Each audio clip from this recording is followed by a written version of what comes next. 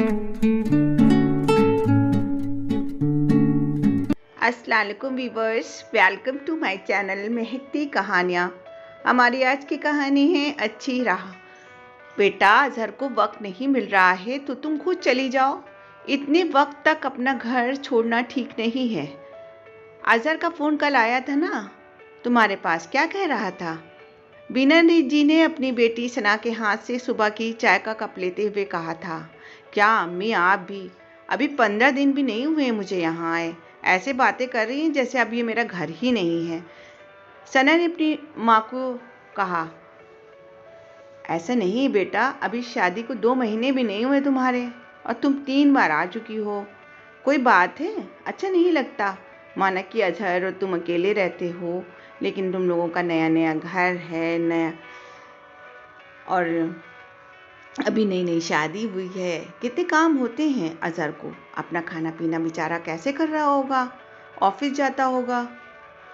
तुम उसको फ़ोन करो और उससे कहो कि मैं आ रही हूँ। सना तुनकते हुए कह बोली, अच्छा मैं बाद में बात करूँगी, कह के नहाने चल दी। बीना जी की सना इकलौती बेटी थी। उसके पापा का इंतकाल हो चुका था जब वो 3 साल की थी। बीना जी को उनके शौहर की जगह पे गवर्नमेंट जॉब थी और उन्हें जॉब मिल गई थी, जिसकी वजह से वो अब हैदराबाद से अपना पूरा घर छोड़कर दिल्ली आ बसी थी। उन पे बहुत सारी जिम्मेदारियां थीं। उन्होंने अपनी बेटी की परवरिश बड़े अच्छे और बड़े लाड प्यार से की थी, लेकिन ऑफिस की जिम्मेदारियों के साथ साथ अपनी फैमिली की भी जिम्मेदारियां निभाई थी। अम्मी अम्मी, दरवाजे की घंटी बज रही है, प्लीज़ खोलिए ना, मुझे थोड़ी देर और सोना है। कंबल में अपना मुंह ढकते हुए सना ने आवाज़ दी, लेकिन घंटी थी कि लगातार बजती ही जा रही थी। पता नहीं कौन आ गया सुबह सुबह। कंबल से अपना मुंह ढकते हुए सीमा ने आवाज़ दी, लेकिन घंटी लगातार बजती जा रही थी। पता नहीं कौन आ गया था, कहते हुए सना फिर बालों को समेटते हुए दरवाज़ा खोलने गई थी। सामने अजहर खड़ा था, सना का शौहर। अरे आप यहाँ कहाँ क्या कर रहे हैं? मुझे तुमसे कोई बात नहीं करनी है, आप जाइए यहाँ से। सना ने दरवाज़ा बंद करने को हाथ बढ़ाया था कि पीछे से बीना जी आ गई थी। वो शायद नहा रही थी। आते ही कहा, अरे अजहर बेटा, अंदर आओ, बाहर क्यों खड़े हो? अस्सलाम वालेकुम आंटी। हाँ बेटा, अंदर आओ। वालेकुम अस्सलाम, जीते रहो बेटा, कह के वो उसे लेकर कमरे में चली गई। सना से उन्होंने कहा, जाओ पानी लेकर आओ और चाय भी चढ़ा देना। लेकिन सना के मन में अजहर के आने से कोई खुशी नज़र ना आ रही थी। पानी लेकर अंदर की तरफ जा रही थी कि बीना जी ने उसे टोकते हुए कहा, सना तुम यहाँ बैठो अजहर के पास, चाय मैं बना कर लाती हूँ। लेकिन जब बीना जी चाय बनाने गई तो सना भी उनके पीछे पहुँचती है और कहती है, आपने ही अजहर को यहाँ बुलाया है ना? मुझसे एक बार भी नहीं पूछा आपने अम्मी। क्यों, तुमसे क्या पूछना है? तुम यहाँ क्या आने से पहले मुझसे पूछ के आई थी? ये तुम्हारा ही नहीं, अजहर का भी घर है, उसे भी यहाँ आने का पूरा हक है। पूरी मुझे उसके परमिशन की ज़रूरत नहीं है। फिर वो चाय लेकर कमरे में आ गई थी और अजहर से कहा, बेटा क्या बात है? अम्मी, मैं आपको बताता हूँ कि ये कैसे मुझे बिना बताए चली आई थी, और मुझे मोबाइल पर मैसेज करके बोली थी। वो बोला ही था कि बीना जी ने बीच में टोकते हुए बोली, अच्छा मैं तुम दोनों से किसी से अब नहीं पूछूंगी कि क्या हुआ है, ये तुम्हारे बीवी और शौहर का मामला है। लेकिन हाँ, मैं बड़ी हूँ, तजुर्बा भी तुम लोगों से मुझ में ज़्यादा है। अब तुम दोनों मेरी बात सुनो। अजहर, मैं मानती हूँ कि सना थोड़े लाड प्यार से पली हुई लड़की है, एक रात में या शादी के 2-3 महीने में बिल्कुल बदल तो नहीं जाएगी। ऐसा कोई जादू है तो है नहीं, इसे भी वक्त लगेगा, ये तुम्हें समझना पड़ेगा। और सना, तुम शादी से पहले घर के काम नहीं करती थी? मैं तो ऑफिस चली जाती थी, तब से लेकर अपनी पढ़ाई, स्कूल कॉलेज के बावजूद तुम घर का सारा काम करती थी। फिर अब क्या हो गया है?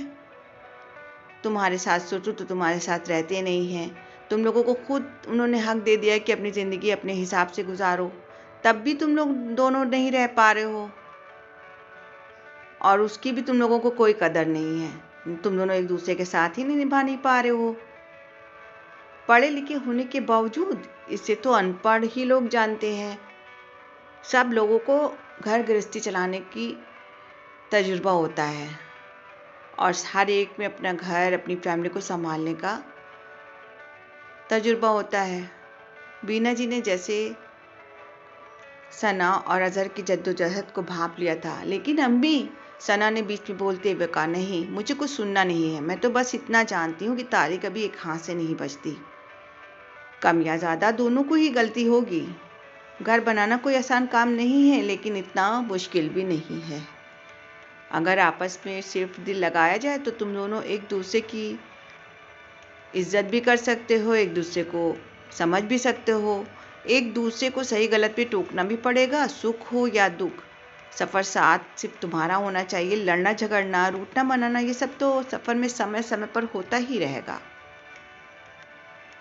तभी ये सफ़र उतार चढ़ाव के बाद भी खूबसूरत लगेगा। अगर छोटी छोटी बातों पे तुम अपना ईगो लेकर बैठ जाओगे, एक दूसरे को साथ छोड़ते रहोगे, तो एक दोनों अकेले रह जाओगे। बीना जी ने दोनों का हाथ एक दूसरे के हाथ में देते हुए कहा था, सॉरी। दोनों के मुंह से एक दूसरे के लिए ही निकल पड़ा। दोनों के चेहरे पर फिर मुस्कुराहट खिल गई थी। बीना जी बात को समझते हुए एकदम से बोली, अच्छा तुम दोनों नाश्ता पानी वगैरह कर लेना, मैं ऑफिस जाकर कर लूँगी। सना, मुझे शाम को शायद देर हो जाए, तुम अपने जाने की तैयारी कर लेना। अजहर तुम्हें लेने आया है। बीना जी अंदर जाकर अपना पर्स लेते हुए बाहर की तरफ निकल ही रही थी कि सना दौड़ते हुए आवाज़ लगाती हुई आई, अम्मी, ये फल तो ले जाओ, रास्ते में खा लेना। बीना जी के हाथ में देते हुए उसके हाथ पकड़कर बोली, थैंक यू अम्मी, लेकिन आपको कैसे पता चला? आप हमेशा की तरह सब जानती थी अम्मी। मैंने तो अपनी तरफ से आपको कोई हिंट भी ना दी थी। अरे मैं तेरी माँ हूँ।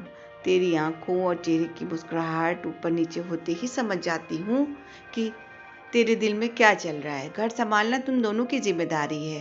बेटा, मैं ये नहीं कहूँगी कि गलत सहन करो, अपनी इज्जत अपने से समझौता करो, लेकिन अपनी बात गांठ में बांध लो।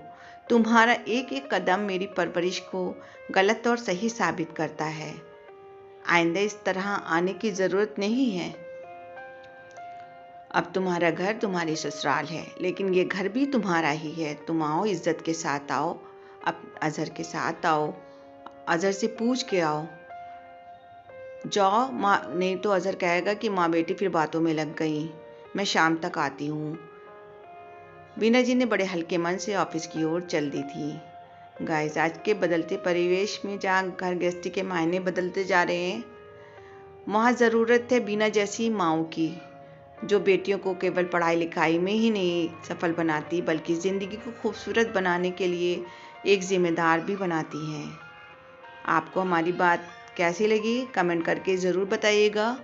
और गाइस, अपने मेरे चैनल महकती कहानियों को अभी तक सब्सक्राइब नहीं किया है तो please like share and subscribe ज़रूर करें।